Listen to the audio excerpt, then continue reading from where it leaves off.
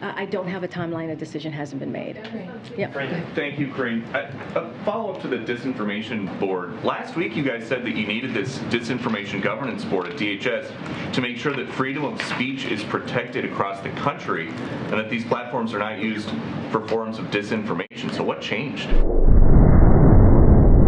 Look, the Department of Homeland Security, they began their statement repeating that the board had been intentionally mischaracterized, which is a little bit of what you were asking me, and they were explicit about what it does and does not do.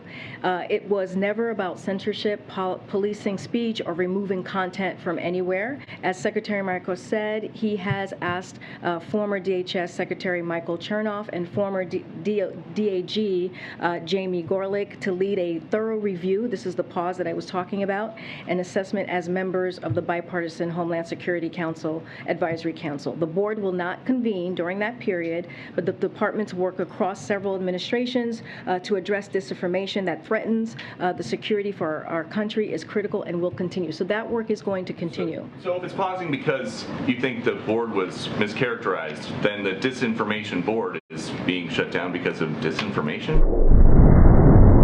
Is that what's happening here? Look, I mean, the board was put forth for a purpose, right? To make sure that we really did really did address what was happening across the country when it came to disinformation. And it's okay right now, 75 days. It's just going to pause. There's been a mischaracterizations from outside forces, and so now what we're going to do is we're going to pause it and we're going to do an assessment. But the work doesn't stop. We're still going to continue the work. The DHS is still going to continue the work. Okay. Americans are now spending $5,000 a year on gasoline. That's almost double what they did a year ago. Where are people supposed to go to get all that extra cash? To get the extra cash to pay for gas? Yeah. Well, I mean, one of the things that we've been very clear about is to do everything in our power to make sure that we lower costs.